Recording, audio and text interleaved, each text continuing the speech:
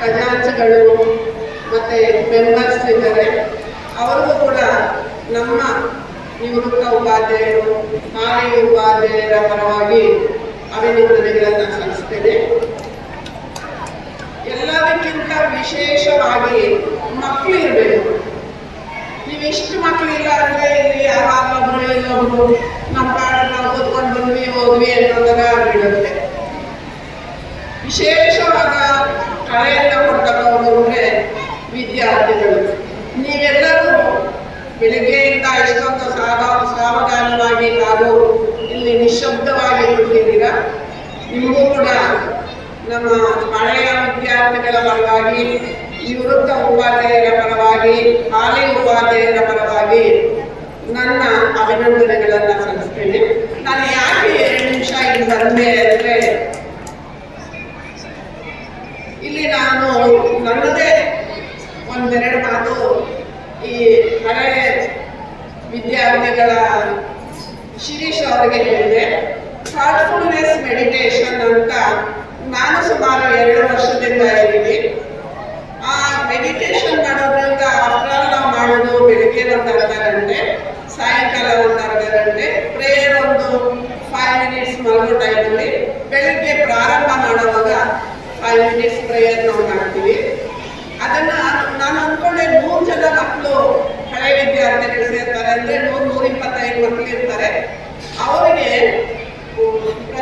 ಗುರುರಾದವರು ಒಂದು 10-15 ನಿಮಿಷ ಈ ಹಾರ್ಟ್ಫುಲ್ನೆಸ್ ಬಗ್ಗೆ ಹೇಳಿದ್ರೆ ಒಂದು 10 ಜನ ಆದರೂ ಅದನ್ನ ಗ್ರಾಸ್ಪ್ ಮಾಡ್ತಾರೆ, ನಮ್ಮ ಜೀವನವನ್ನ ಒಳ್ಳೆ ರೀತಿಯಲ್ಲಿ ನಡೆಸೋದಕ್ಕೆ ಪ್ರಯತ್ನ ಪಡ್ತಾರೆ ಅನ್ನೋ ಒಂದೇ ಒಂದು ಉದ್ದೇಶದಿಂದ ಒಂದಿಲ್ಲಿ ಏನಪ್ಪ ಇದರಲ್ಲಿ ಮಹತ್ವವಾದದ್ದು ಅಂತ ಹೇಳಿದ್ರೆ, ನಾವು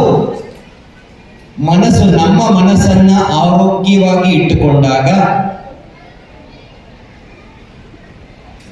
ನಮ್ಮ ದೇಹ ಆರೋಗ್ಯವಾಗಿರುತ್ತೆ. ನಮ್ಮ ದೇಹ ಆರೋಗ್ಯವಾಗಿದ್ದಾಗ ನಾನು ಜಾಗರೂಕರಾಗಿರ್ತೇನೆ, ಅಂದ್ರೆ ಅಲರ್ಟ್ನೆಸ್ ಆಗಿರ್ತೇನೆ. ನಾನು ಯಾವಾಗ ಅಲರ್ಟ್ ಆಗಿರ್ತೇನೋ ಆಗ ನನ್ನ ತಪ್ಪುಗಳು ಯಾವುದು ಸರಿ ಯಾವುದು ತಪ್ಪು ಅನ್ನೋ ಅವಲೋಕನ ಮಾಡುವಂತಹ ಆ ಶಕ್ತಿ ಅಥವಾ ಕೇಪಬಿಲಿಟಿ ನನ್ನಲ್ಲಿ ಬರುತ್ತೆ. ಈ ಒಂದು 50-60 ವರ್ಷದ ಹಿಂದೆ ತಗೊಂಡಾಗ ಮನುಷ್ಯನಲ್ಲಿ ಬಹಳಷ್ಟು ಮೌಲ್ಯಗಳಿತ್ತು. ಪ್ರೀತಿ ಇತ್ತು, ವಿಶ್ವಾಸ ಇತ್ತು, ಅನುಕಂಪ ಇತ್ತು, ಕರುಣೆ ಇತ್ತು. ಈಗ ಅದೆಲ್ಲ ಕೂಡ ಕಾಡು ಸೇರಿಕೊಂಡಿದೆ. ಕಾರಣ ಮನುಷ್ಯ ಆದಂಥವನು ದುಡ್ಡಿಂದ ಯಾವಾಗ ಹೊರಟನೋ ಎಲ್ಲ ಮೌಲ್ಯಗಳನ್ನ ಕಳ್ಕೊಂಡ, ಸಂಬಂಧಗಳನ್ನ ಕಳ್ಕೊಂಡ. ಈಗ ನಾವು ಪ್ರಾಣಿಗಳಂತೆ ಬದುಕ್ತಾ ಇದ್ದೇವೆ. ಏನೋ ಒಂದು ಬದುಕಬೇಕು, ಬದುಕುತ್ತಿದ್ದೇವೆ.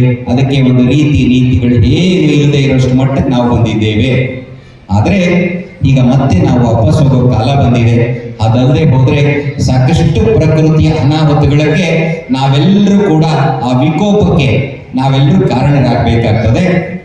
ನಿಮಗೆ ಸಣ್ಣದೊಂದು ಉದಾಹರಣೆ ಹೇಳ್ಬೇಕಾದ್ರೆ, ಒಬ್ಬ ಮನುಷ್ಯ 1 ನಿಮಿಷ ಅಂದ್ರೆ 60 ಸೆಕೆಂಡಲ್ಲಿ 300 ಥಾಟ್ನ ಕಾಸ್ಮಿಕ್ ಅಂದ್ರೆ ಇದು ಪ್ರಕೃತಿಯಲ್ಲಿ ಹೊರ ಹಾಕ್ತಾನೆ. ಆ ಥಾಟ್ಸ್ ಇದು ವ್ಯಕ್ತಿಗತ ಆಗ್ತದೆ ವಿನಃ ಅದು ಎಲ್ರಿಗೂ ಅನ್ವಯಿಸಲ್ಲ. ಅಂದ್ರೆ ನಾವು ಟೋಟಲಿ ತಗೊಂಡಾಗ 1 ನಿಮಿಷದಲ್ಲಿ 60 ಥಾಟನ್ನ 20% ಇರ್ಬೋದು. ತಾವುಗಳು ಹೇಳದಂಗೆ ನಾವು ಸುಸಂಸ್ಕೃತರಾಗಿದ್ದೇವೆ, ಮೌಲ್ಯಗಳನ್ನು ಅಳವಡಿಸ್ಕೊಂಡಿದ್ದೇವೆ. ನಾವು ಈ ಪ್ರಪಂಚದ ಮೋಹಗಳಿಗೆ ಯಾವುದೋ ಬೀಳದೆ ಏನೋ ಅಷ್ಟೋ ಇಷ್ಟೋ ಆಧ್ಯಾತ್ಮಿಕವಾಗಿದ್ದೇವೆ ಅಂದಾಗ ನೀವು ಹೇಳದಾಗೆ ಒಂದಿಷ್ಟು ಥಾಟನ್ನ ಬರ್ತದೆ, ಒಂದು 20%. 60ರಲ್ಲಿ 20 ಹೋದ್ರೆ ಇನ್ನು ಎಷ್ಟು ಪರ್ಸೆಂಟ್ ಇದೆ ಸರ್? 40% ಪ್ರತಿಯೊಬ್ಬ ವ್ಯಕ್ತಿ ನಾವು ಕಾಸ್ಮಿಕಲ್ಲಿ ಅಂದ್ರೆ ಪ್ರಕೃತಿಯಲ್ಲಿ ಎಲ್ಲ ಥಾಟ್ಗಳನ್ನ ನಾವು ಕಾಸ್ಮಿಕಲ್ಲಿ ಹಾಕ್ತಿದ್ದೇವೆ, ಹೊರ ಹಾಕ್ತಿದ್ದೇವೆ. ಅಂದ್ರೆ 1 ನಿಮಿಷದಲ್ಲಿ 60 ಸೆಕೆಂಡಲ್ಲಿ 300 ಥಾಟನ್ನ ನಾವು ಹೊರಗೆ ಹಾಕ್ತಿದ್ದೀವಿ ಅಂದ್ರೆ 1 ಗಂಟೆಗೆ 60 ಸೆಕೆಂಡು ಎಷ್ಟಾಯ್ತು? 3600 ಥಾಟನ್ನ ಹೊರ ಹಾಕ್ತಿದ್ದೀವಿ ಒಬ್ಬನಿಂದ. ಯೋಚನೆ ಮಾಡಿ. ಇನ್ನು 24 ಗಂಟೆಯಲ್ಲಿ 3,60,000 ಥಾಟನ್ನ ಒಬ್ಬ ವ್ಯಕ್ತಿ ನಾವು ಪ್ರಕೃತಿಯಲ್ಲಿ ಹಾಕ್ತಿದ್ದೇವೆ. ಹಾಗಾದರೆ ಒಬ್ಬೊಬ್ಬ ವ್ಯಕ್ತಿ ಇಷ್ಟು ಥಾಟನ್ನ ಹಾಕ್ತಿದ್ದಾನೆ ಅಂದಾಗ ಇಡೀ ಕಾಸ್ಮಿಕ್ ಅಂದ್ರೆ ನಮ್ಮ ಸೊಸೈಟಿ ತುಂಬಾ ಪಾಸಿಟಿವ್ ತುಂಬಿದ್ಯಾ ನೆಗೆಟಿವ್ ತುಂಬಿದ್ಯಾ ಸರ್? ಸ್ವಲ್ಪ ದಯಮಾಡಿ ನನ್ನ ಕಡೆ ಕಾನ್ಸಂಟ್ರೇಟ್ ಮಾಡಬೇಕು. ಪ್ರತಿ ವ್ಯಕ್ತಿಗೆ, ಉದಾಹರಣೆಗೆ ಮಕ್ಕಳಿಗೆ ಟೀಚರ್ ಬಂದು ಅವರವರದೇ ಆದಂಥ ಒತ್ತಡಗಳಲ್ಲಿ ಕೊಟ್ಟಂತ 40 ನಿಮಿಷನ ಸಮಯನ ತಗೊಂಡು ಅವ್ರಿಗೆ ಏನು ಸಬ್ಜೆಕ್ಟನ್ನು ಕೊಡಬೇಕು ನಿಮ್ಮ ಮುಂದೆ ಇಡ್ತಾರೆ. ಪ್ರತಿಯೊಬ್ಬ ಮಕ್ಕಳು ಅವರವರದೇ ಆದಂಥ ಸಮಸ್ಯೆಗಳಲ್ಲಿ ಅವರು ಕ್ಲಾಸಿಗೆ ಬರ್ತಾ ಇದ್ದಾರೆ. ಟೀಚರ್ದು ಉದ್ದೇಶ ಇರುತ್ತೆ, ನನಗೆ ಏನು ಕೊಟ್ಟಿದ್ದಾರೋ ಅದನ್ನ ಮುಗಿಸ್ಬೇಕು ಅಂತ. ಮಧ್ಯದ 2 ಬೆಂಚ್ ಮಕ್ಕಳಿದ್ದಾವೆ, ಅವು ಸೈಲೆಂಟಾಗಿ ಕೂತ್ಕೊಂಡು ಟೀಚರ್ ಏನು ಹೇಳುತ್ತೋ ಅದನ್ನ ಗಮನಿಸುತ್ತವೆ. ಇನ್ನು 2 ಬೆಂಚು ಆ ಕಡೆ ಇರುವಂತ ಮಕ್ಕಳು 50-50 ಇದ್ದಾವೆ, ಅರ್ಧ ಹೊರಗಡೆ ಇದ್ದಾವೆ, ಅರ್ಧ ಒಳಗಡೆ ಇದ್ದಾವೆ. ಇನ್ನು ಲಾಸ್ಟ್ ಬೆಂಚಲ್ಲಿ ಕೂತಿರುವಂತ ಮಕ್ಕಳು ಪೂರ್ತಿ ಹೊರಗಡೆ, ಅವು ಒಳಗಡೆ ಇಲ್ಲವೇ ಇಲ್ಲ. ಸೊ ಈ ರೀತಿ ಆದಾಗ ಟೀಚರ್ ಹೇಳ್ತಕ್ಕಂಥ ಒಂದೇ ವಿಚಾರವನ್ನ ಅವರವರ ಭಾವನೆಗೆ ತಕ್ಕಂತೆ ಅವರುಗಳು ಅರ್ಥ ಮಾಡ್ಕೊಳ್ಳಕ್ಕೆ ಪ್ರಯತ್ನ ಪಡ್ತಾರೆ. ಆದ್ರೆ ಇದು ಎಲ್ಲದಕ್ಕೂ ಟೋಟಲಿ ಕಾರಣ ಏನಪ್ಪಾ ಅಂದ್ರೆ ನಾವು ಹಾಕಿರ್ತಕ್ಕಂಥ ಪ್ರಕೃತಿಯಲ್ಲಿ ನೆಗೆಟಿವ್ ಥಾಟ್ಸ್ ನಮ್ಮನ್ನ ಪದೇ ಪದೇ ಪದೇ ಪದೇ ನಮ್ಮನ್ನ ಅಪ್ಪಳಿಸ್ತಾ ಇರುತ್ತೆ, ನಮ್ಮನ್ನ ಸುತ್ತುವರೆದಿದೆ. ನಾವು ಹೋದಾಗ ನಮಗೆ ಚಾಪ್ಟರ್ ಇತ್ತು, ನಾವು ಯಾವುದಾದ್ರೂ ಒಂದು ಬಂಡೆ ಹತ್ರನೋ ಅಥವಾ ಎಲ್ಲಾದ್ರೂ ಒಂದು ಕಾಡು ಪ್ರದೇಶಕ್ಕೆ ಹೋಗಿ ನಾವು ಯಾವುದಾದ್ರೂ ಒಂದು ಧ್ವನಿನ ಕರೆದಾಗ ಅದು ನಮಗೆ ರಿಫ್ಲೆಕ್ಟ್ ಆಗ್ತದೆ, ಪ್ರತಿ ಧ್ವನಿಸುತ್ತೆ ಅಂತ. ಕಾಸ್ಮಿಕಲ್ಲಿ ನಾವು ಏನು ಹಾಕ್ತಿದ್ದೀವಿ ಅದು ನಮಗೆ ವಾಪಸ್ ಕೊಡ್ತಾ ಇದೆ. ಹಾಗಾಗಿನೇ ನಾವು ಯುಗಾಂತರಗಳಲ್ಲಿ ತಗೊಂಡಾಗ ಫಸ್ಟ್ ಯುಗ ಸತ್ಯುಗ ಅಥವಾ ಕೃತಯುಗ ಅಂತ ಕರೀತಾರೆ. ಆ ಯುಗದಲ್ಲಿ ಒಬ್ಬ ಮನುಷ್ಯ 1,00,000 ವರ್ಷ ಬದುಕಿದ್ದ ಅಂತ ನಮ್ಮ ವೇದ ಉಪನಿಷತ್ತುಗಳು ಉಲ್ಲೇಖ ಮಾಡುತ್ತೆ, ಅರ್ಥ ಮಾಡ್ಕೊಳ್ಳಿ. ಆದ್ರೆ ನಾವು ಇವಾಗ ಎಲ್ಲಿ ತಂದಿಟ್ಟುಕೊಂಡಿದ್ದೀವಿ? 25ರಿಂದ 30 ವರ್ಷಕ್ಕೆ ಬಂದಿದ್ದೀವಿ. ಹಾಸನದಲ್ಲಿ 24-25 ವರ್ಷದ ಹುಡುಗರು, 30ರಿಂದ 40 ಹುಡುಗರು ಹಾರ್ಟ್ ಅಟ್ಯಾಕ್ ಆಗಿ ಹೋಗ್ತಾ ಇದ್ದಾರೆ. ಕಾರಣ ಇವತ್ತಿನ ನಮ್ಮ ರೀತಿ ನೀತಿಗಳು, ನಾವು ಬೆಳೆಸ್ಕೊಂಡಿರ್ತಕ್ಕಂಥ ವ್ಯವಸ್ಥೆ, ನಾವು ತಿಂತಕ್ಕಂಥ ಆಹಾರ ಎಲ್ಲವೂ ಕಲುಷಿತವಾಗಿ ಮನಸ್ಸು ವಿಚಲಿತ ಆಗಿ ವಿಕೃತ ಆಗಿ ಮಾಡಬಾರ್ದನ್ನ ಸೊಸೈಟಿಯಲ್ಲಿ ನಾವೆಲ್ಲರೂ ಕೂಡ ಮಾಡ್ತಿದ್ವಿ. ನಾನು ಕಣ್ಣು ಓಪನ್ ಮಾಡಿ ಅನ್ನೋವರೆಗೂ ಯಾರು ಕಣ್ಣನ್ನ ಓಪನ್ ಮಾಡಬಾರ್ದು.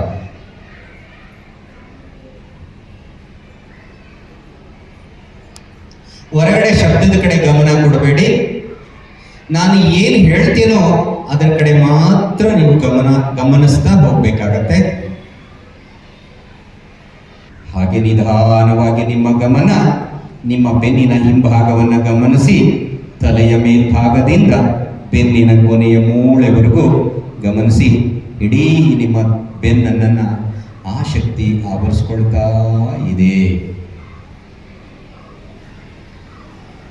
ನಿಮಗೆ ಯಾರ್ಯಾರಿಗೆ ಬೆನ್ನಿನ ಸಮಸ್ಯೆಗಳಿದೆಯೋ ಆ ಎಲ್ಲ ನೋವು ಆ ಒಂದು ಶಕ್ತಿಯಲ್ಲಿ ಕರಗಿ ಹೋಗ್ತಾ ಇದೆ. ನಿಮ್ಮ ಬೆನ್ನಿನ ಸ್ನಾಯುಗಳೆಲ್ಲವೂ ಕೂಡ ವಿಶ್ರಾಂತಿ ಹೊಂದುತ್ತಿದೆ. ಹಾಗೆ ನಿಧಾನವಾಗಿ ನಿಮ್ಮ ಗಮನ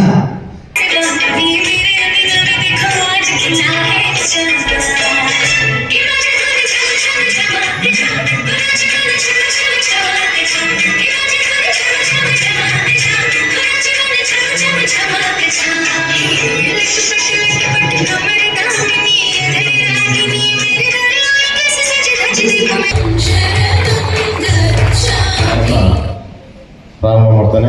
ಪ್ರೀತಿಯ ವಿದ್ಯಾರ್ಥಿಗಳೇ, ಇವತ್ತು ಏನು ನೀವು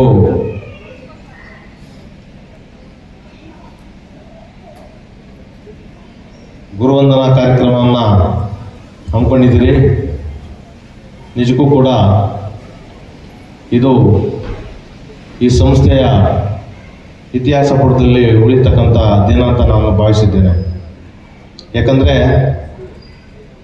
ಅವರು ಗುರು ಅಂದರೆ ನಿಮಗೆ ಜೀವನ ಮತ್ತು ಜ್ಞಾನ ಮತ್ತು ದಾರಿ ಮತ್ತು ಶಕ್ತಿ ಎಲ್ಲವೂ ಕೂಡ ಅವರೇ ಆಗಿರ್ತಾರೆ.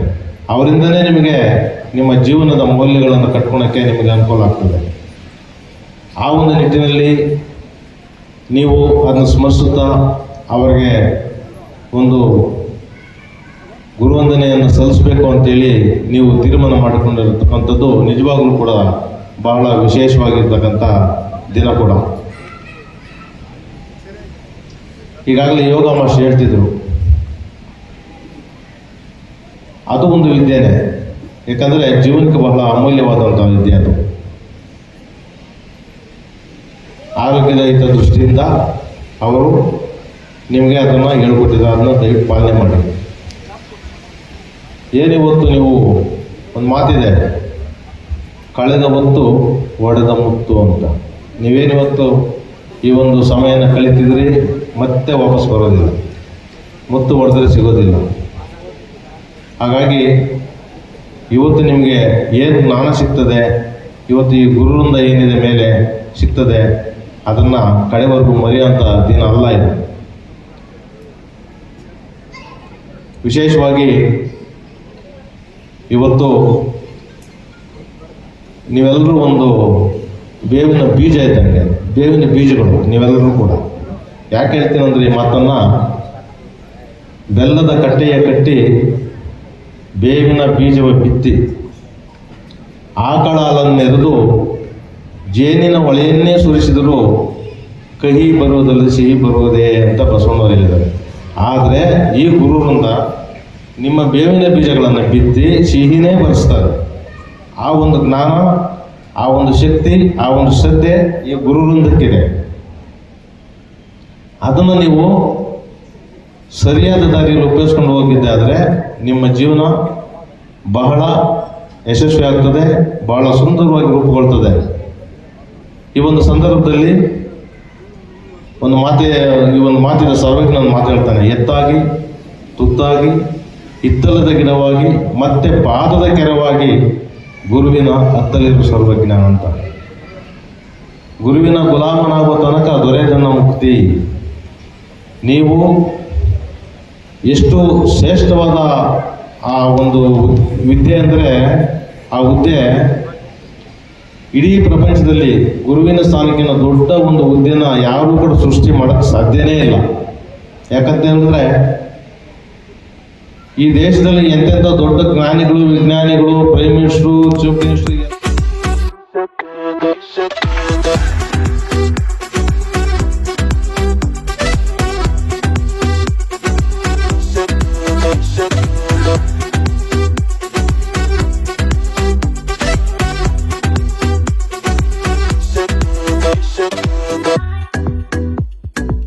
ನೆನಪಿರ್ಬೋದು. ಬ್ಯಾಟಲ್ ಆಫ್ ಪ್ಲಾಸಿ ನಾನೇ ಕೂಡ ಪಾಠ ಮಾಡಿದ್ದೀನಿ, ಅದನ್ನು ನೆನಪಿರ್ಬೋದಲ್ಲಮ್ಮ. Battle of Plassey 1757, Sirajul Daula, Robert Clive, remember or not? Yes, very good. ಅಲ್ಲಿ ಪ್ರಾರಂಭ ಆಯ್ತು ನೋಡಿ. The British gain the victory in that battle of Plassey. ಅಲ್ಲಿ ಸ್ಟಾರ್ಟ್ ಆಯಿತು. 1947 ಎಲ್ರಿಗೂ ಗೊತ್ತಿದೆ ನಮಗೆ, we got an independent.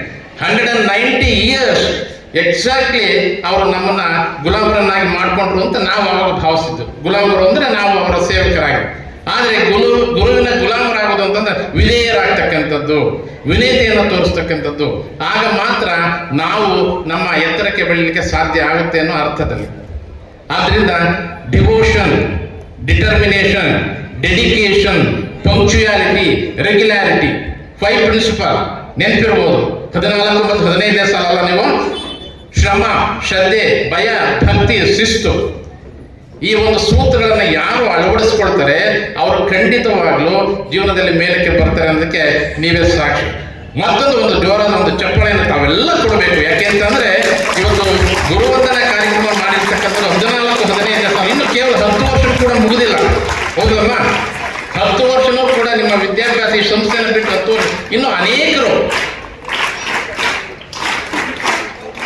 Settle ಆಗಿದ್ದಾರೆ, ಅಥವಾ ಕೆಲವು ಸೆಟ್ಲ್ ಅಂದ್ರೆ ಸ್ಥಿರವಾಗಿ ಇನ್ನಿಲ್ಲ.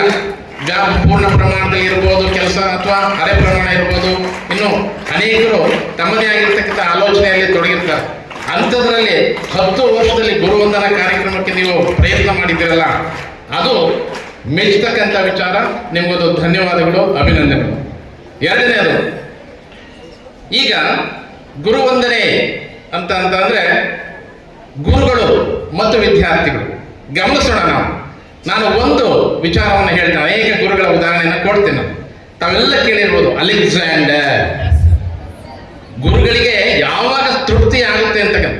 ನೀವು ಇಲ್ಲಿ ಬರ್ತೀರಾ, ನಮ್ಮನ್ನು ಸನ್ಮಾನ ಮಾಡ್ತೀರಾ, ಬಹಳ ಸಂತೋಷ, ನಮಗೆ ಖುಷಿ ಆಗುತ್ತೆ, ನಾವು ನಿಮ್ಗೆ ಆಶೀರ್ವಾದ ಮಾಡ್ತೀವಿ, ಇಲ್ಲ ಅಂತ.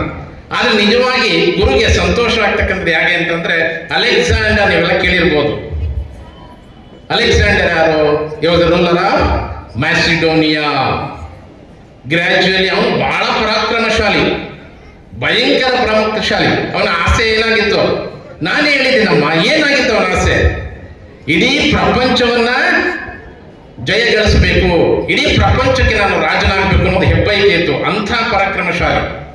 ಅವನಿಗೂ ಒಂದು ಗುರಿ ಇದೆ, ಉದ್ದೇಶ ಇದೆ, ದೂರದಲ್ಲಿ ಇಡೀ ಪ್ರಪಂಚವನ್ನು ನಾನು ಗೆಲ್ಲಬೇಕು ಅಂತ. ಆ ಗುರಿಯನ್ನು ತಲುಪಲಿಕ್ಕೆ ಒಬ್ಬ ಗುರು ಬೇಕಲ್ಲ ಅವರಿಗೆ. ಯಾರು? Was the teacher of Alexander? Aristotle. Aristotle ಅಂತಕ್ಕಂಥ ಬಹಳ ಪ್ರಸಿದ್ಧ ಗ್ರೀಕ್ ದೇಶದ ಫಿಲಾಸಫರ್, ತತ್ವಜ್ಞಾನಿ. ಮರ್ತ್ಬಿಟ್ಟಿದ್ರೆ 10 ವರ್ಷ ಆಗಿದೆ, ಇರಲಿ, ನೋ ಪ್ರಾಬ್ಲಮ್, ತೊಂದರೆ ಇಲ್ಲ. ಅರಿಸ್ಟಾಟಲ್ ಅಲೆಕ್ಸಾಂಡರ್ನ ಗುರು. ಅವರು ಅಲೆಕ್ಸಾಂಡರ್ ಏನೇನು ಬೇಕು, ಶಿಕ್ಷಣ, ಶಸ್ತ್ರಾಭ್ಯಾಸ, ಕುದುರೆ ಸವಾರಿ, ನೌಕಾಯಾನ, ಅವೆಲ್ಲವನ್ನೂ ಕಲಿಸ್ತಾರೆ. ಎಲ್ಲವನ್ನ ಕಲಿಸಿ ಗಟ್ಟಿಮುಟ್ಟಾಗಿ ಅವರ ಗುರಿಯನ್ನ ಸಾಧನೆಯನ್ನ ಮಾಡಲಿಕ್ಕೆ ತಯಾರು ಮಾಡ್ತಾರೆ. ಆಗ ಅಲೆಕ್ಸಾಂಡರ್ ಏನ್ ಮಾಡ್ತಾರೆ? ಮ್ಯಾಸಿಡೋನಿಯಾ ಆಯಿತು, ಗ್ರೀಕ್ ವಶಪಡಿಸ್ಕೊಂಡ್ರು. ಅವರ ಉದ್ದೇಶ ಏನು? ಇಡೀ ಪ್ರಪಂಚವನ್ನ ಜಯಗಳಿಸಬೇಕು ಅಂತ ಹೇಳಿ ಗುರುಗಳಿಗೆ ಹೇಳ್ತಾರೆ. ಗುರುಗಳೇ, ನಾನು ಹೊರಡ್ತಾ ಇದ್ದೀನಿ, ಯುದ್ಧ ಮಾಡಲಿಕ್ಕೆ ಹೋಗ್ತಾ ಇದ್ದೀನಿ, ಪ್ರಪಂಚವನ್ನ ಗೆಲ್ಲಿಸ್ಕೊಂಡು ಬರಬೇಕು, ಪ್ರಪಂಚಕ್ಕೆ ರಾಜನಾಗಬೇಕು, ಹೋಗ್ತಾ ಇದ್ದೀನಿ. ಮೊದಲಿಗೆ ಸಂಪದ್ಭರಿತವಾದ ದೇಶ ಇದೆಯಲ್ಲ ಭಾರತದ ಮೇಲೆ ನಾನು ದಾಳಿಯನ್ನ ಪ್ರಾರಂಭ ಮಾಡ್ತೀನಿ, ನೀವು ನನಗೆ ಆಶೀರ್ವಾದ ಮಾಡಬೇಕು. ಗುರುಗಳು ಆಶೀರ್ವಾದ ಮಾಡಿದ್ರು ವಿದ್ಯಾರ್ಥಿಗೆ, ಓಡ್ಬಾರ್ದು. ಹೋಗ್ಬೇಕಾದ್ರೆ ಅಲೆಕ್ಸಾಂಡರ್ ಒಂದು ಮಾತನ್ನ ಹೇಳ್ತಾನೆ ಅವ್ರ ಗುರುಗೆ. ಗುರುಗಳೇ, ಖಂಡಿತವಾಗ್ಲಿ ನಿಮ್ಮ ಆಶೀರ್ವಾದದಿಂದ ನಾನು ನನ್ನ ಗುರಿಯನ್ನ ಮುಟ್ತೇನೆ. ವಾಪಸ್ಸು ದೇಶಕ್ಕೆ ಬರಬೇಕಾದ್ರೆ ನಾನು ನಿಮ್ಗೆ ಏನು ಕಾಣಿಕೆ ತರಲಿ, ಗುರು ಕಾಣಿಕೆ ಅಂತ.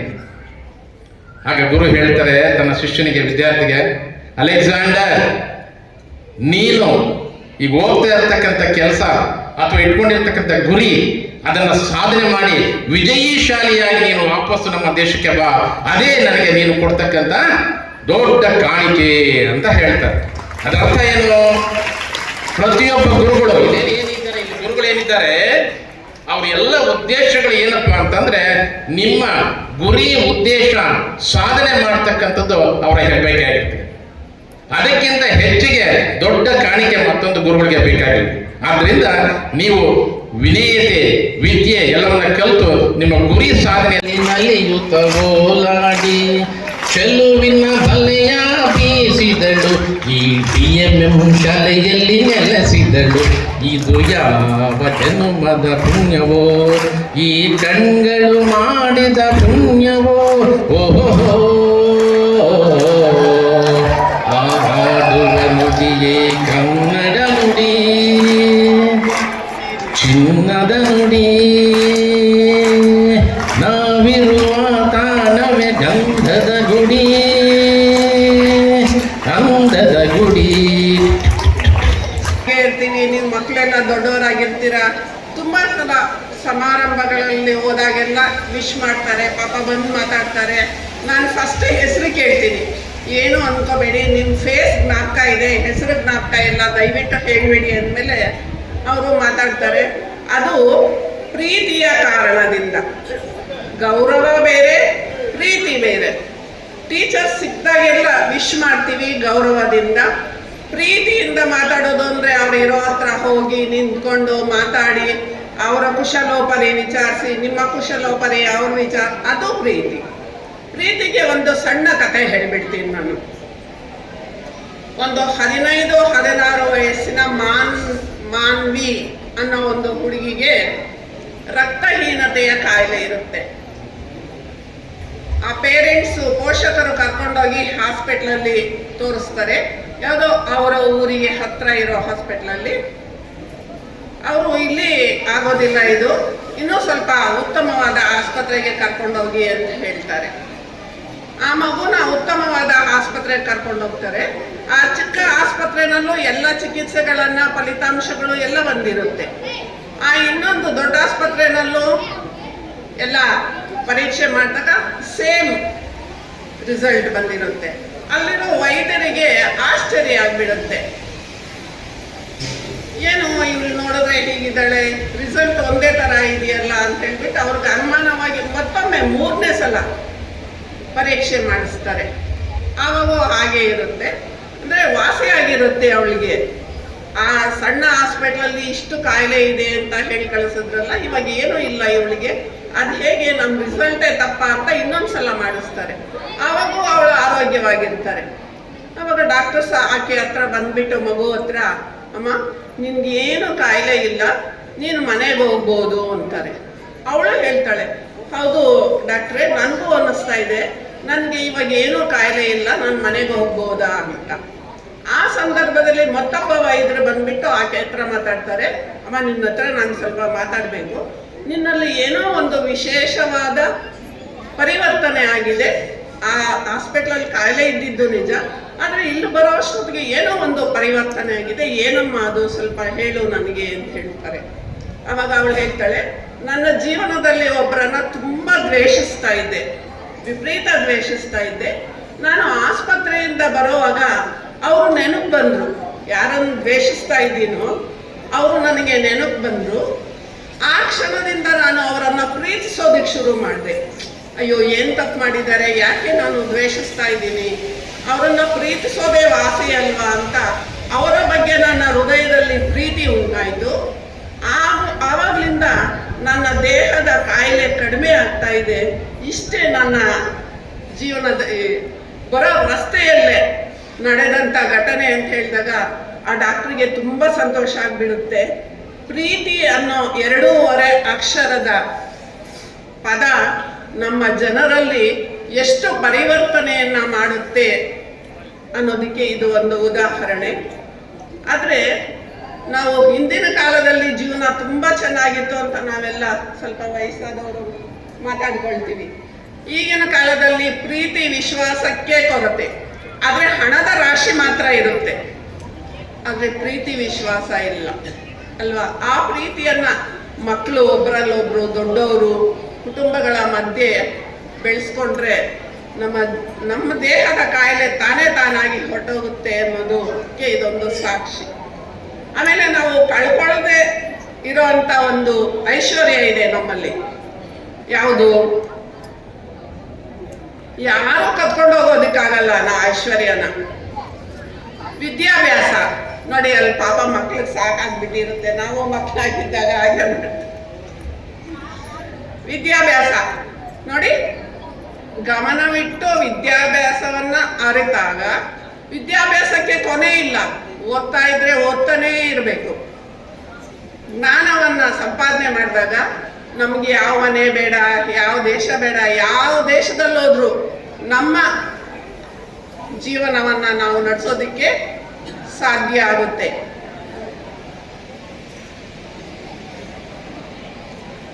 ಸರಿ, ಮಕ್ಕಳಿಗೆಲ್ಲ ತುಂಬ ಕಷ್ಟ ಆಗ್ತಾ ಇದೆ ಕೇಳೋದು.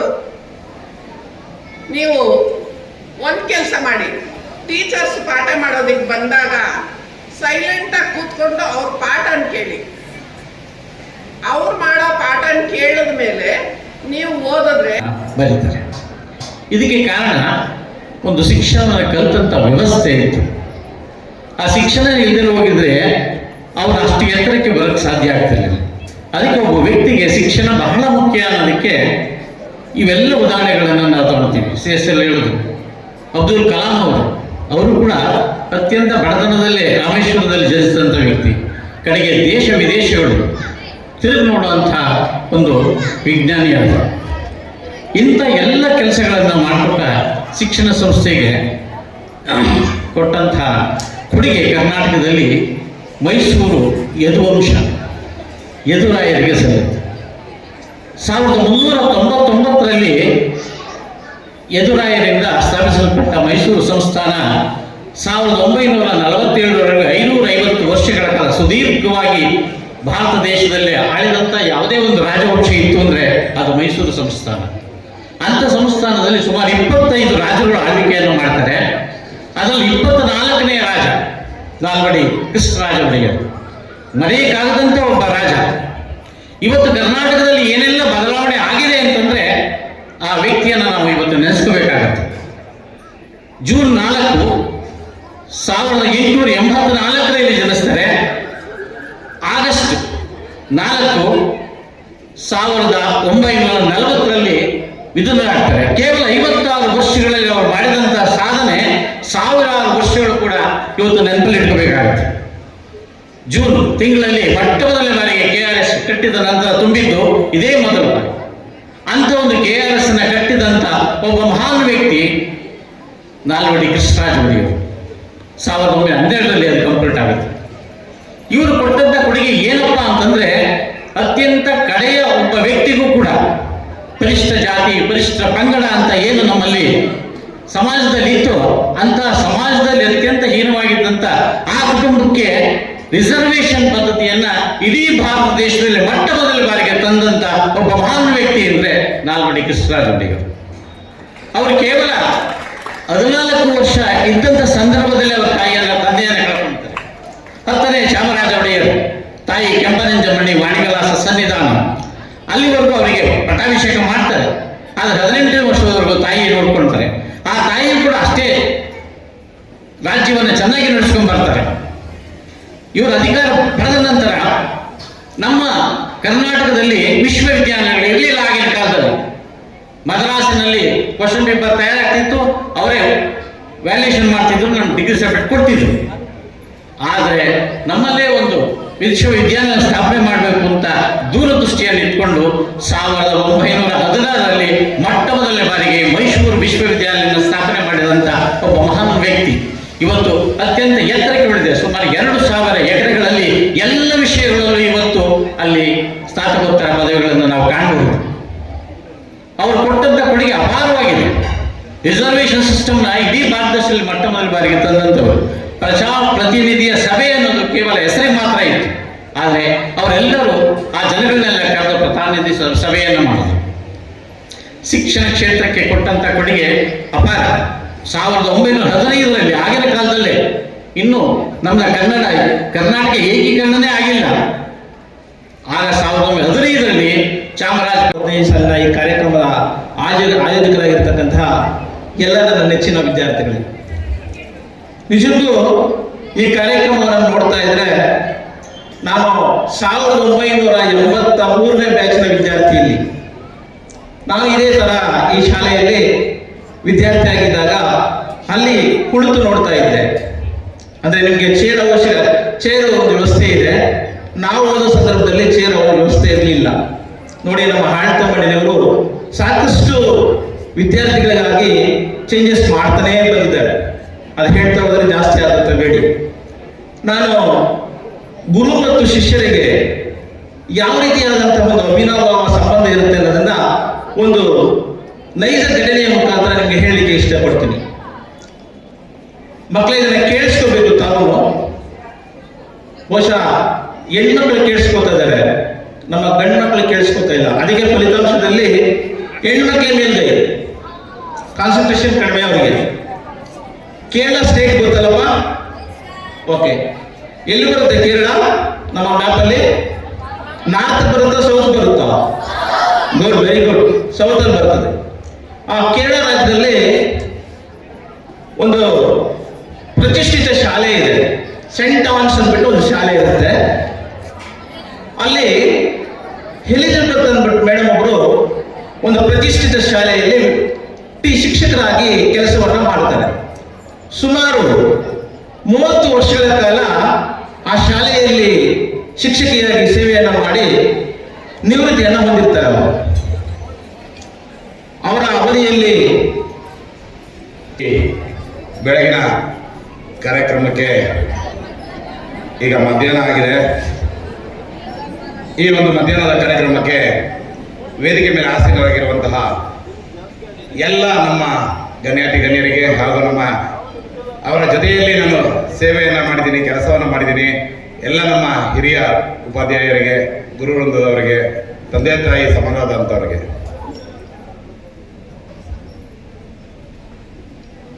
ಒಂದು ತಿಳ್ಕೊಳ್ಳಿ. ಈಗ ಏನು ಚಪ್ಪಾಳೆ ಹೊಡೆದ್ರಿ, ಮಕ್ಕಳಲ್ಲಿ ಶಿಸ್ತು ಬರಬೇಕು, ಸಂಯಮತೆ ಬರಬೇಕು, ಉತ್ತಮವಾದ ನಡೆನುಡಿಯನ್ನು ಕಲಿಸಬೇಕು.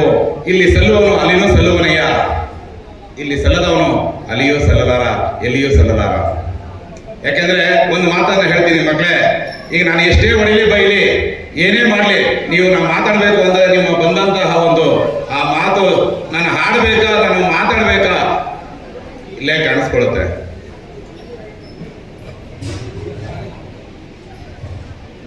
ಹಿಂದೆ ಗುರಿ ಇತ್ತು, ಸಾಗುದಿತ್ತು ರಣಧೀರರ ಮುಂದು. ಇಂದು ಗುರುವೂ ಇಲ್ಲ, ಗುರಿಯೂ ಇಲ್ಲ, ಸಾಗುತ್ತದೆ ರಣಧೀರ ಹೇಡಿಗಳ. ಅಂದ್ರೆ ನಿಮ್ಗೆ ಅರ್ಥ ಆಗುತ್ತೆ, ರಣ ಏನೋ ಧೀರರಲ್ಲ, ರಣಹೇಡಿಗಳ ಹಿಂದು. ಒಂದು ಅಕ್ಷರವನ್ನು ಕಲಿಸಿದಾತ ಗುರು, ಒಂದು ಅಕ್ಷರವನ್ನು ಕಲಿಸಿದಾತ ಗುರು. ಮಕ್ಕಳ, ನಾವು ಏನೇ ನಿಮಗೆ ಒಂದು ಹೇಳ್ಕನ್ನ ಹಾಕಿದ್ರೆ ನಿಮ್ಗೊಂದು ಸಮಯ ಸಂದರ್ಭದ ಅರಿವನ್ನ ತಿಳಿಸ್ಬೇಕಾದ್ರೆ ನಾವು ಸಮಯ ಸಂದರ್ಭಕ್ಕೆ ಹೊಂದ್ಕೋಬೇಕು. ಆ ಸಮಯ ಸಂದರ್ಭಕ್ಕೆ ಹೊಂದ್ಕೊಂಡು ನಾವು ಕೆಲಸವನ್ನ ಮಾಡಬೇಕು. ನೀವು ಅದನ್ನ ಅರ್ಥಕೋಬೇಕು. ತಂದೆ ತಾಯಿಗಳು ಕಷ್ಟಪಡ್ತಾರೆ, ದುಡಿತಾರೆ, ನಮ್ಮ ಮಕ್ಕಳು ಚೆನ್ನಾಗಿರ್ಲಿ, ಒಂದ್ ಸ್ವಲ್ಪ ಕೂಡಿಡ್ತಾರೆ.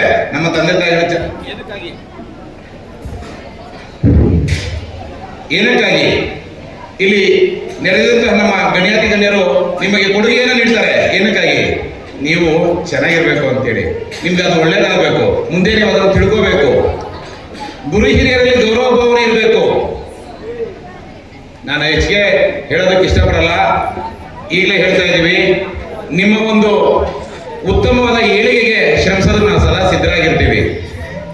ನಿಮ್ಮ ಒಂದು ಏಳಿಗೆಗೆ, ನಿಮ್ಮ ಒಂದು ಪರ್ಯಾಯ ಪಾರಿತೋಷಕಕ್ಕೆ ನಾವು ಯಾವತ್ತೂ ಈ ವೇದಿಕೆ ಮೇಲೆ ಹೇಳ್ತಾ ಇರ್ತೀವಲ್ಲ, ನಾವು ನೀವೇ ಅಂತಲ್ಲ, ಸುಮಾರು ನಾನು ಹೇಳ್ತಾ ಹೋದ್ರೆ ಬಹಳಷ್ಟು ಬರುತ್ತೆ. ಅದನ್ನೆಲ್ಲ ಈಗಾಗಲೇ ಹೇಳಿದ್ವಲ್ಲ, ಕಡಿಮೆಯ ಸಮಯ, ಆ ಸಮಯನ ವ್ಯರ್ಥ ಮಾಡೋದು ಬೇಡ. ಖಂಡಿತವಾಗ್ಲೂ ಹೇಳ್ತಾ ಇದೀವಿ, ನಮ್ಮ ಮಕ್ಕಳು ಇಲ್ಲಿ ಹೋಬಳಿಯಿಂದ ತಾಲೂಕು, ತಾಲೂಕಿಂದ ಜಿಲ್ಲೆ, ಜಿಲ್ಲೆಯಿಂದ ರಾಜ್ಯ, ರಾಜ್ಯದಿಂದ ರಾಷ್ಟ್ರ ಮಟ್ಟಕ್ಕೆ ನಾವು ಒಂದು ಸಾಧನೆಯನ್ನು ಮಾಡಿ ನಮ್ಮ ಶಾಲೆ ಹಿರಿಮೆಯನ್ನು ಹೆಚ್ಚಿಸಿದ್ದೀವಿ. ನಮ್ಮ ಗಣ್ಯರಿಗೆಲ್ಲರೂ ತಿಳಿದೆ, ನಮ್ಮ ಮಿತ್ರರಿಗೆಲ್ಲರಿಗೂ ತಿಳಿದಿದೆ ಅಂತ ಹೇಳ್ತಾ ಒಂದು ಮಾತನ್ನು ಹೇಳ್ತಾ ಇದ್ದೀನಿ. ಅದು ನಿಮಗೂ ಗೊತ್ತಿದೆ. ನಾವು ಅದಕ್ಕೆ ಯಾವತ್ತೂ ಅಷ್ಟೇ ಶ್ರಮ ವಹಿಸಬೇಕು. ನಾವು ಅದ ರೀತಿ ಹೇಳಕ್ ಹೋದ್ರೆ ಬಹಳಷ್ಟು ವಿಷಯಗಳನ್ನು ನಿಮ್ಮ ಮುಂದೆ ಮಂಡನೆ ಮಾಡಬೇಕಾಗುತ್ತೆ. ಕಷ್ಟಪಡದೆ ಸುಖ ಸಿಗಲ್ಲ, ಕಷ್ಟಪಡಬೇಕು, ಫಲ ಪಡಿಬೇಕು. ನೀವು ದುಡಿಬೇಕು. ನೀವು ಯಾವ ಇಲಾಖೆಗೆ ಹೋಗ್ತೀರೋ ಗೊತ್ತಿಲ್ಲ. ಒಂದೊಂದು ಮಾತನ್ನು ಹೇಳ್ತೀನಿ, ನಮ್ಮ ವಿದ್ಯಾರ್ಥಿಗಳು, ನಾನು ಹೊಡೆದು ಬೈದಂತ ವಿದ್ಯಾರ್ಥಿಗಳು, ನಮ್ಮ ಶಿಕ್ಷಕರು ತಿದ್ದಂತ ವಿದ್ಯಾರ್ಥಿಗಳೇ ಈಗ ಹೆಲ್ತ್ ಡಿಪಾರ್ಟ್ಮೆಂಟ್ ಅಲ್ಲಿ, ನಮ್ಮ ವೈದ್ಯಕೀಯ ಇಲಾಖೆಯಲ್ಲಿ ಸೇವೆ ಮಾಡ್ತಾ ಇದ್ದಾರೆ. ಅವರು ಎದುರು ಸಿಗ್ತಾರೆ. ನಿಮಾನ್ಸ್ ಅಲ್ಲಿದ್ದಾರೆ, ಆನೇಕಲ್ ತಾಲೂಕು ಆಸ್ಪತ್ರೆಯಲ್ಲಿದ್ದಾರೆ.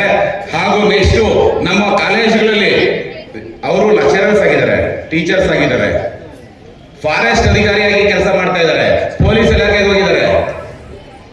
ನಮ್ಮ ಒಂದು ಈ ಶಾಲೆಯಲ್ಲಿ ಓದಿದಂತ ಮಕ್ಕಳೇ, ಆ ಮಧುಶ್ರೀ ಅನ್ನೋ ಹುಡುಗಿ ಸಹ ಅನುಕಂಪದ ಆಧಾರದ ಮೇಲೆ ಕೆಲಸಕ್ಕೆ ಹೋಗ್ತಾ ಇದ್ದಾರೆ. ಅವ್ರ ತಂದೆ ಒಂದು ಸೇವೆ ಏರಿಯಾ ಧರ್ಮಸಂದ್ರದ ಹುಡುಗಿ ತಾಲೂಕು ಆಫೀಸಲ್ಲಿ ರೈಲ್ವೆ ಕೆಲಸ ಮಾಡ್ತಾ ಇದ್ದಾರೆ, ಸಿಸ್ಟಮ್ ವರ್ಕ್ ಮಾಡ್ತಾ ಇದ್ದಾರೆ. ನೀವು ಅಲ್ಲ ಯಾವ ಇಲಾಖೆಗೆ ಹೋಗ್ತೀರಾ ಇಲ್ಲ ಕೂತಿರೋಂಥ ಮಕ್ಕಳು ನನಗೆ ಗೊತ್ತಿಲ್ಲ. ಯಾವ ಇಲಾಖೆಗೆ ಹೋಗ್ತಿರೋ ಗೊತ್ತಿಲ್ಲ. ಅರಣ್ಯ ಇಲಾಖೆಗೆ ಹೋಗ್ತಿರೋ, ರೆವಿನ್ಯೂ ಇಲಾಖೆಗೆ ಹೋಗ್ತಿರೋ, ಅಥವಾ ತಹಶೀಲ್ದಾರ್ ಆಗ್ತಿರೋ, IAS ಆಗ್ತಿರೋ, KS ಆಗ್ತಿರೋ, KPS ಆಗ್ತಿರೋ, ಅಥವಾ ಬೇರೆ ಇನ್ಯಾವುದೇ ಹುದ್ದೆಗಳಿಗೆ ಹೋಗ್ತಿರೋ, ಅಥವಾ ಕಾರ್ಖಾನೆಗಳಲ್ಲಿ ಕೆಲಸಗಳಿಗೆ ಹೋಗ್ತಿರೋ, ಅಲ್ಲಿ ಮ್ಯಾನೇಜರ್ ಆಗ್ತಿರೋ, ಬ್ಯಾಂಕ್ಗಳಲ್ಲಿ ಖಾತೆಗಳಿಗೆ ಹೋಗ್ತಿರೋ, ಅಥವಾ ಇನ್ನ ಬೇರೆ ಯಾವ್ದಾದ್ರು ಒಂದು ಸಣ್ಣ ಗೃಹ ಕೈಗಾರಿಕೆಗಳನ್ನು ನಿರ್ಮಾಣ ಮಾಡ್ಕೊಂತಿರೋ, ಆಫೀಸ್ಗಳಲ್ಲಿ ವರ್ಕ್ ಮಾಡ್ತಿರೋ, ಖಂಡಿತ ಗೊತ್ತಿಲ್ಲ. ತೋಟಗಾರಿಕೆ ಇಲಾಖೆಗೆ ಯಾರು ಹೋಗ್ತಿರೋ, ರೈತರ ಮಕ್ಕಳಿಗೆ ಯಾರು ಹೋಗ್ತಿರೋ, ಅಥವಾ ಚಾಲನೆ ಗೊತ್ತಿದೆಯಲ್ಲ, ಡ್ರೈವರ್ ಯಾರು ಆಗ್ತಿರೋ, ಕಂಡಕ್ಟರ್ ಯಾರು ಆಗ್ತಿರೋ ಗೊತ್ತಿಲ್ಲ. ಬಟ್ ಏನೇ ಆಗಲಿ, ನಾವು ನಿಮ್ಗೆಲ್ಲ ಒಂದೇ ಒಂದು ಮಾತಾಡ್ತೀನಿ ಈ ವೇದಿಕೆಗೆ ತಿಳಿಸ್ತಾ, ನಾವು ತಳಹದಿಯನ್ನು ಚೆನ್ನಾಗಿ ಹಾಕ್ಬೇಕು.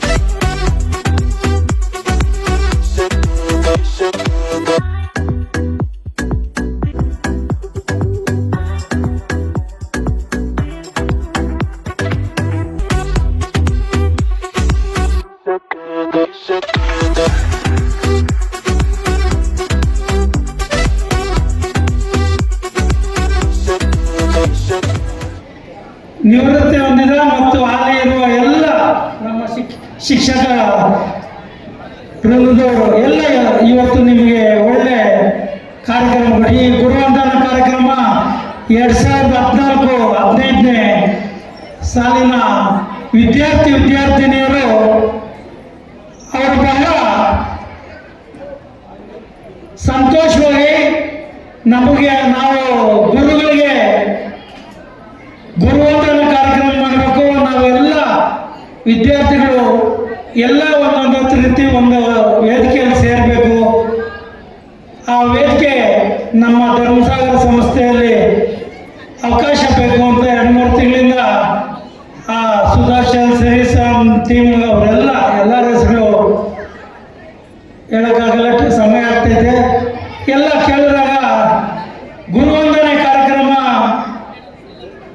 92-93ನೇ ಸಾಲಿನವರು ಬಹಳ ವಿಜೃಂಭಣೆ ಮಾಡಿದ್ರು. ನೀವು ಮಾಡಿ ಸಂತೋಷ ಅಂತ ಹೇಳಿದಿಗೆ ಅವರು ಇವತ್ತು ಕಾರ್ಯಕ್ರಮ ಹಮ್ಮಿಕೊಂಡು ಮಾಡಿದ್ದಾರೆ.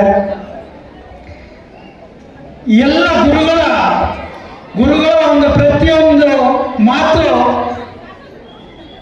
ವ್ಯರ್ಥ ಆಗಲ್ಲ, ಅದು ಅಮರ. ಪ್ರತಿಯೊಂದು ಜೀವನದಲ್ಲಿ ನೀವು ಅಳವಡಿಸ್ಕೊಳ್ಳೋದಕ್ಕೆ ಒಂದೊಂದು ಅಮರದ ಒಂದು ನುಡಿ ಇರ್ತೈತೆ, ಮುತ್ತಿನ ನುಡಿ ಇರ್ತೈತೆ. ನಿನ್ನೆ ಮೋಟಿವೇಶನ್ ಮಾಡಿದಾಗ ಸುರೇಶ್ ಗೌಡರು ಒಳ್ಳೆ ವಿಚಾರಗಳು ನಿಮಗೆ ತುಂಬಿದ್ದಾರೆ. ಇವತ್ತು ಈ ಕಾರ್ಯಕ್ರಮದಲ್ಲಿ ನಮ್ಮ ನಿವೃತ್ತ ಶಿಕ್ಷಕರು ಮತ್ತು ಹಾಲಿ ಶಿಕ್ಷಕರೆಲ್ಲ ಒಳ್ಳೆ ವಿಚಾರ ತುಂಬಿದ್ದಾರೆ. ನೀವು ಅದನ್ನ ಅಳವಡಿಸ್ಕೊಬೇಕು. ಸಂಪತ್ತು ತಾತ್ಕಾಲಿಕ, ಶಾಶ್ವತ ಅಲ್ಲ.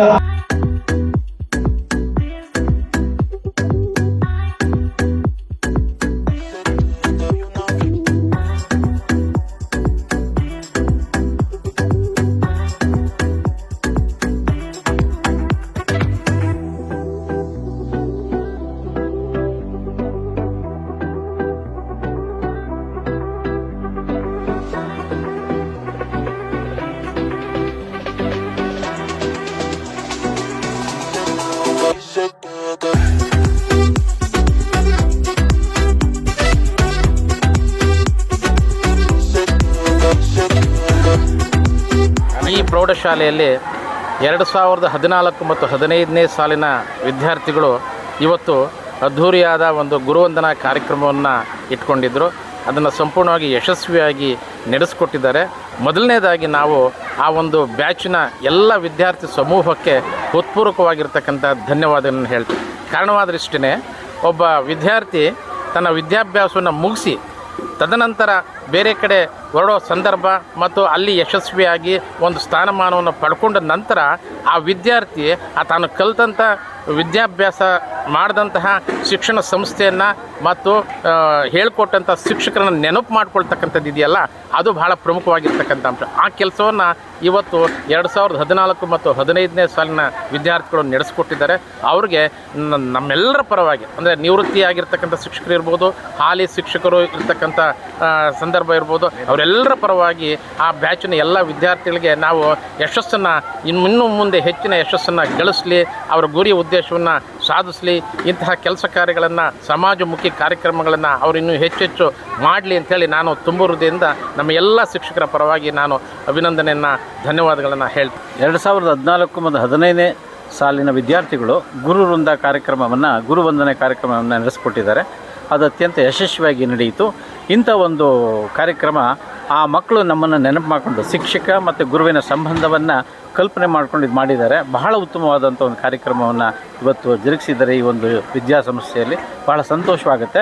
ಆ ಎಲ್ಲ ಮಕ್ಕಳಿಗೆ 14 ಮತ್ತು 15 ಸಾಲಿನ ಎಲ್ಲ ಮಕ್ಕಳಿಗೆ ಅವರ ಭವಿಷ್ಯ ಉಜ್ವಲ ಆಗಲಿ ಅಂತ ಹೇಳ್ತಾ ನಾನು ಪ್ರಾರ್ಥನೆ ಮಾಡ್ಕೊಂಡು ನಾನು ಮಾತನಾಡ್ತೀನಿ. ಧರ್ಮಸಾಗರ ಪ್ರೌಢಶಾಲೆಯಲ್ಲಿ ವ್ಯಾಸಂಗ ಮಾಡಿದಂತಹ ವಿದ್ಯಾರ್ಥಿಗಳು ಇವತ್ತು ಏನು ಗುರುವಂದನಾ ಕಾರ್ಯಕ್ರಮವನ್ನು ಹಮ್ಮಿಕೊಂಡು ಭಾಳ ಯಶಸ್ವಿಯಾಗಿ ಈ ಒಂದು ಕಾರ್ಯಕ್ರಮವನ್ನು ನಡೆಸಿಕೊಟ್ಟಿದ್ದಾರೆ.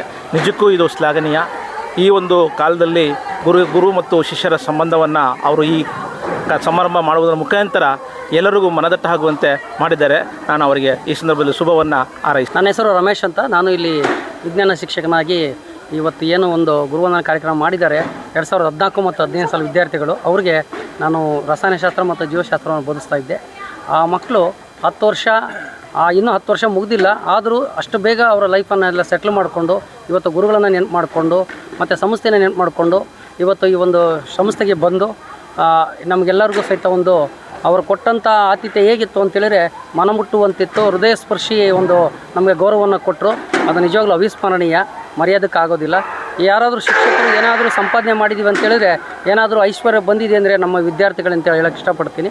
ನಮ್ಮ ಏನು ಹಿರಿಯ ವಿದ್ಯಾರ್ಥಿಗಳಿದ್ದಾರೆ ಅಥವಾ ನಮ್ಮ ವಿದ್ಯಾರ್ಥಿ ಸಮೂಹ ಇದೆ, ಅದೇ ನಮ್ಮ ಆಸ್ತಿ, ಅದೇ ನಮ್ಮ ಐಶ್ವರ್ಯ ಅಂತ ಹೇಳ್ತಾ ಆ ಎಲ್ಲ ಮಕ್ಕಳಿಗೂ ಸಹಿತ ಮುಂದೆ ಭವಿಷ್ಯದಲ್ಲಿ ಒಳ್ಳೆಯದಾಗಲಿ ಅಂತೇಳಿ ನಮ್ಮ ಧರ್ಮಸಾಗರ ವಿದ್ಯಾಸಂಸ್ಥೆಯಲ್ಲಿ 2014-15ನೇ ಸಾಲಿನ ಹಳೆ ವಿದ್ಯಾರ್ಥಿಗಳು ಇವತ್ತು ಗುರುವಂದನಾ ಕಾರ್ಯಕ್ರಮ ಬಹಳ ವಿಜೃಂಭಣೆಯಾಗಿ ಆಚರಿಸ್ಕೊಟ್ರು.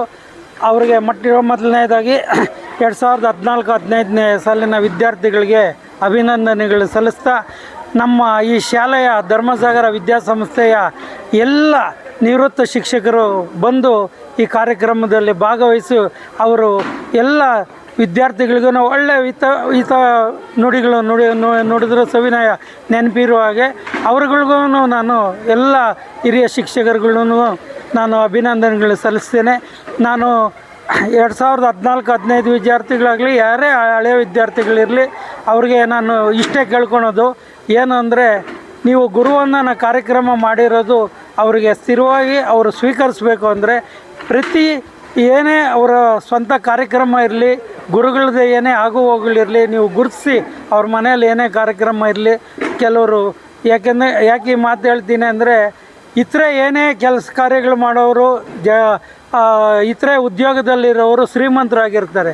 ನಮ್ಮ ಶಿಕ್ಷಕರ ವೃಂದದಲ್ಲಿ ಅವರಿಗೆ ಎಷ್ಟು ಬೇಕೋ ಅಷ್ಟೇ ಅವ್ರಿಗೆ ಒಂದು ಪೇಮೆಂಟ್ ಬರೋದು. ಅವ್ರು ಇತರೆ ಬೇರೆ ಚಟುವಟಿಕೆಗಳು ಮಾಡೋಕ್ಕಾಗಲ್ಲ.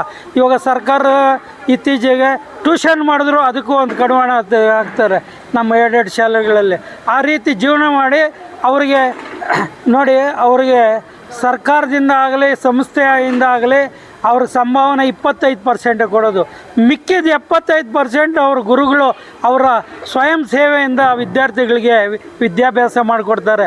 ಆ 75%ನ ಇವತ್ತು ಗುರುವಂದನಾ ಕಾರ್ಯಕ್ರಮದಲ್ಲಿ ಎಷ್ಟು ಪ್ರೀತಿಯಿಂದ ನಮ್ಮ ಎಲ್ಲ ಹಳೆ ವಿದ್ಯಾರ್ಥಿಗಳು ಮಾಡಿದ್ರು, ಮುಂದಿನ ದಿನಗಳಲ್ಲಿ ಆ ಗುರುಗಳನ್ನ ನೀವು ಏನೇ ಅವ್ರ ಮನೇಲಿ ಸ್ವಂತ ಕಾರ್ಯಕ್ರಮ ಇರಲಿ, ಕೆಲವು ಗುರುಗಳಿಗೆ ಅವ್ರ ಸ್ವಂತ ಏನೇ ಕಾರ್ಯಕ್ರಮಗಳು ಮಾಡ್ಕೊಳಕ್ಕೆ ಶಕ್ತಿ ಇರಲ್ಲ, ಅಂಥ ಗುರುಗಳನ್ನೂ ಗುರುತಿಸಿ ನೀವು ಅವ್ರಿಗೆ ಕೈ ಜೋಡಿಸಿ ಮಾಡಿದ್ರೆ ಈ ಗುರುವಂದನಾ ಕಾರ್ಯಕ್ರಮಕ್ಕೆ ಒಂದು ಸಾರ್ಥಕ ಸಿಗ್ತೈತೆ ಅಂತ ಹೇಳ್ತಾ, ನಮ್ಮ ಈ ಧರ್ಮಸಾಗರ ವಿದ್ಯಾಸಂಸ್ಥೆಯಲ್ಲಿ ಈ ಗುರುವಂದನಾ ಕಾರ್ಯಕ್ರಮ ನೆರವೇರಿಸಿಕೊಟ್ಟ ಎಲ್ಲ ಹಳೆ ವಿದ್ಯಾರ್ಥಿಗಳಿಗೆ ವಂದಿಸ್ತೀನಿ. ಇಲ್ಲಿ ನಮ್ಮ ಶಾಲೆಯ ಈ ಹಾಲಿ ಶಿಕ್ಷಕರಿಗೂ ಮತ್ತು ಮುಖ್ಯೋಪಾಧ್ಯಾಯರಿಗೂ ಮತ್ತು ಇಲ್ಲೆಲ್ಲ ಕೆಲಸ ಕಾರ್ಯ ನಿರ್ದೇಶಕರು ಮತ್ತು ನಮ್ಮ ಆಡಳಿತ ಮಂಡಳಿಯವ್ರಿಗೂ, ಇಲ್ಲಿ ಆಡಳಿತ ಮಂಡಳಿ ಪರವಾಗಿ ಎಲ್ಲರಿಗೂ ನಾನು ವಂದನೆಗಳು ಅರ್ಪಿಸ್ತೀನಿ. ಇವತ್ತು ಏನೋ ಒಂದು ಗುರುವಂದನಾ ಕಾರ್ಯಕ್ರಮ ಅಂತ ಇವತ್ತು 2014-15 ಸಾಲಿನ ವಿದ್ಯಾರ್ಥಿಗಳು ನಾವು ಎಲ್ಲ ಹಮ್ಮಿಕೊಂಡಿದ್ವಿ. ಎಲ್ಲ ಸಕ್ಸಸ್ಫುಲ್ ಆಗಿದೆ ಅಂತ ಎಲ್ಲವನ್ನು ಭಾವಿಸ್ತೇವೆ. ಮತ್ತು ಎಲ್ಲ ಗುರುಗಳೆಲ್ಲರೂ ಬಂದಿದ್ದರು. ತುಂಬ ಚೆನ್ನಾಗಿ ಸಕ್ಸಸ್ಫುಲ್ ಆಗಿ ಕಾರ್ಯಕ್ರಮ ನಮ್ಮ ವಿದ್ಯಾರ್ಥಿಗಳಿಗೆ ಮತ್ತು ಎಲ್ಲ ಶಿಕ್ಷಕರಿಗೆ ಎಲ್ಲರಿಗೂ ಆಡಳಿತ ಮಂಡಳಿಯವರಿಗೆ ಎಲ್ಲರಿಗೂ ಅಭಿನಂದನೆ. ನಾನು 15 ಬ್ಯಾಚು ಗುರುವಂದನಾ ಕಾರ್ಯಕ್ರಮವನ್ನು ಹಮ್ಮಿಕೊಂಡಿದ್ವಿ. ಎಲ್ಲ ನಮ್ಮ ಸಹೋದರಿ ಅಂದರೆ ನಮ್ಮ ಫ್ರೆಂಡ್ಸ್ ಎಲ್ಲ ಸೇರಿ ಎಲ್ಲ ಒಂದು 2 ಮಂತ್ಸಿಂದ ಎಲ್ಲ ಡಿಸ್ಕಷನ್ ಮಾಡಬೇಕು ಅಂತ ತುಂಬ ಪ್ಲ್ಯಾನ್ ಮಾಡಿದ್ವಿ. ತುಂಬ ನಮಗೂ ಒಂದು ಫೀಡ್ಬ್ಯಾಕ್ ಆಗಿರೋದೆಲ್ಲ ಒಂದು ರೀಕಾಲ್ ಮಾಡ್ಕೊಂಡಂಗೆ ಆಗ್ತಾ ಇದೆ. ಎಲ್ಲ ನಮಗೂ ಸ್ಕೂಲು ನಾವು 10 ಇಯರ್ಸ್ ಆಗಿತ್ತು, ಬರಲೇ ಇಲ್ಲ ಈ ಕಡೆ. ನಾವು ನಮ್ಮದು 10th ಮುಗೀತು, ರಿಸಲ್ಟ್ ನೋಡ್ಕೊಂಡ್ವಿ, ಮತ್ತು ನಾವು ಓದ್ವಿ. ಮತ್ತು ಈ ಕಡೆ ಬರೋಕ್ಕೆ ನಮ್ಗೆ ಅವಕಾಶ ಇರಲಿಲ್ಲ. ಇದನ್ನೆಲ್ಲ ಅವಕಾಶ ಮಾಡಿಕೊಟ್ಟಿರೋ ನಮ್ಮ ಟೀಚರ್ಸ್ಗೆ ಆಗಲಿ, ಮತ್ತು ಈಗ ಈ ಸ್ಕೂಲಿನ ಮುಖ್ಯ ಅತಿಥಿಗಳ ಆಡಳಿತ ಮಂಡಳಿ ಆಗಿರಲಿ, ಅವರೆಲ್ಲ ತುಂಬ ಇದು ತೊಗೊಂಡು ನಮಗೆ ಸಹಕರಿಸಿದ್ದಾರೆ ಅಷ್ಟೇ. ತುಂಬ ತುಂಬ ಖುಷಿ ಆಗ್ತಾ ಇದೆ ನಮಗೆ. ಆ್ಯಕ್ಚುಲಿ ಇದು ನಾವು ಅಂದ್ಕೊಳ್ತಾ ಇದ್ವಿ ಮಾಡಬೇಕು, ಏನಾದರೂ ಹೋಗಬೇಕು ಸ್ಕೂಲ್ ಕಡೆ ಅಂತ, ಬಟ್ ಆಗ್ತಾ ಇರಲಿಲ್ಲ. ಬಟ್ ಇದೊಂದು ಎಲ್ಲನೂ ಫ್ರೆಂಡ್ಸ್ ಎಲ್ಲ ಸೇರಿ ಇದೆಲ್ಲನೂ ಒಂದು ಅವಕಾಶ ಮಾಡಿಕೊಟ್ಟಿರೋದಕ್ಕೆ ತುಂಬ ಧನ್ಯವಾದ. ಮೊದಲಿಗೆ ತುಂಬ ಧನ್ಯವಾದಗಳು ಧರ್ಮಸಾಗರ ವಿದ್ಯಾಸಂಸ್ಥೆಯ ಆಡಳಿತ ಮಂಡಳಿಯವರಿಗೂ ಹಾಗೂ ಹಾಲಿ ಶಿಕ್ಷಕರಿಗೂ ಮತ್ತು ನಮಗೆಲ್ಲರೂ ಪಾಠ ಮಾಡಿದಂತಹ ಶಿಕ್ಷಕರಿಗೂ ಸೇರಿಸಿ ನಾವು 2014-15ನೇ ಸಾಲಿನಲ್ಲಿ ನಾವೇನು ಎಲ್ಲ ಓದಿದ್ದೀವಿ, ಈಗ ತುಂಬ ಕೆಲವರಲ್ಲಿ ಕೆಲವರೇ ಬಂದಿದ್ದೀವಿ ಶಾಲೆಗೆ. ಸೊ ಎಲ್ಲರಲ್ಲೂ ಒಂದು ವಿನಂತಿ ಏನಂದರೆ ಎಲ್ಲರೂ ಬರಬೇಕು. ನೋಡಿ, ನಾವು ಓದಿರುವಂಥ ಶಾಲೆಗೆ ಆದಷ್ಟು ನಮ್ಮ ಕೈಯಲ್ಲಿ ಆದಷ್ಟು ದೇವ್ರು ಏನು ನಮಗೆ ಅನುಗ್ರಹ ಕೊಟ್ಟಿದ್ದಾನೋ ಅಥವಾ ನಮ್ಮ ಕೃಪೆ ಕೊಟ್ಟಿದ್ದಾನೋ ಅದ್ರ ಜೊತೆಗೆ ಒಂದು ಸ್ವಲ್ಪ ಆದರೂ ನಾವು ಓದಿರುವಂಥ ವಿದ್ಯಾಸಂಸ್ಥೆಗೆ ನಾವು ಕೊಡುಗೆಯನ್ನು ಕೊಡಬೇಕು. ಇವತ್ತು 2014-15ನೇ ಸಾಲಿನಲ್ಲಿ ಏನು ನಾವು ಇವಾಗ ಸದ್ಯಕ್ಕೆ ಒಂದು 50 ಜನ ಅಷ್ಟು ಸೇರಿ ನಮ್ಮ ಕೈಲಿ ಎಷ್ಟಾಗಿದೆಯೋ ಅಷ್ಟು ಮಾಡಿದ್ದೀವಿ. ಇನ್ನೂ ಕೆಲವರು ಹಣ ಸಹಾಯ ಮಾಡಿದ್ದಾರೆ, ಆದರೆ ಅವರ ಅನುಪಸ್ಥಿತಿಯಲ್ಲಿ ಎಲ್ರಿಗೂ ಸಹ ಧನ್ಯವಾದಗಳನ್ನ ಹೇಳ್ತೀನಿ.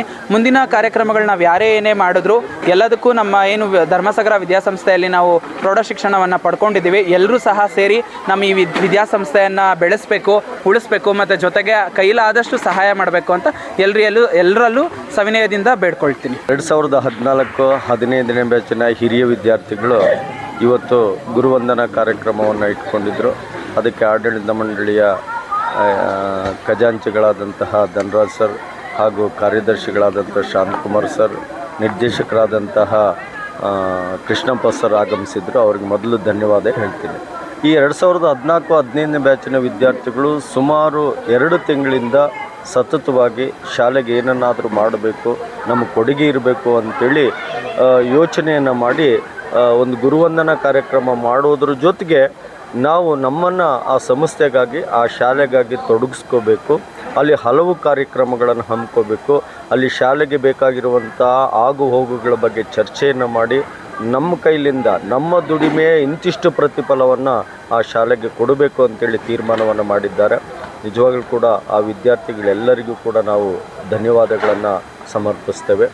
ಸೊ ಅವರು ಮುಂದೆ ನಮ್ಮ ಶಾಲೆಗೆ ಬೇಕಾದಂತಹ ಚೇರ್ಸ್ ಇರ್ಬೋದು, ಹೆಲ್ತ್ ಕ್ಯಾಂಪ್ ಇರ್ಬೋದು, ಐ ಕ್ಯಾಂಪ್ ಇರ್ಬೋದು, ಹೀಗೆ ಹಲವು ಕಾರ್ಯಕ್ರಮಗಳನ್ನು, ಜೊತೆಗೆ SSLCಯಲ್ಲಿ ಹೆಚ್ಚು ಅಂಕ ಪಡೆದಂಥ ವಿದ್ಯಾರ್ಥಿಗಳಿಗೆ ಪ್ರತಿ ವರ್ಷ ಬಹುಮಾನವನ್ನು ಕೂಡ ಘೋಷಣೆಯನ್ನು ಮಾಡಿದ್ದಾರೆ. ಸೊ ಬಂದಿರುವಂತಹ ಹೆಚ್ಚು ಕಡಿಮೆ 100 ಮಕ್ಕಳಿಗಿಂತ ಹೆಚ್ಚಾಗಿದ್ದರು. ಅವರು ಮುಂದಿನ ದಿನಗಳಲ್ಲಿ ಇನ್ಸ್ಪೈರ್ ಆಗಿ ಇನ್ನೂ ಕೂಡ ಈ ಶಾಲೆಗೆ ಕಾಂಟ್ರಿಬ್ಯೂಷನ್ ಮಾಡಲಿ ಅಂತ ಕೇಳ್ಕೊತೀನಿ. ಯಾಕಂದರೆ ಸಾಮಾಜಿಕವಾಗಿ, ಆರ್ಥಿಕವಾಗಿ, ಶೈಕ್ಷಣಿಕವಾಗಿ ಹಿಂದುಳಿದ ಕುಟುಂಬಗಳು ನಮ್ಮ ಶಾಲೆಗೆ ಬರ್ತಾ ಇರೋದ್ರಿಂದ ಆ ಮಕ್ಕಳಿಗೆ ನಮ್ಮ 2015ನೇ ಬ್ಯಾಚಿನ ವಿದ್ಯಾರ್ಥಿಗಳಿಂದ ಅನುಕೂಲ ಆಗಲಿ ಅಂತ ಹೇಳ್ತಾ ಅವರಿಗೆ ಧನ್ಯವಾದಗಳನ್ನು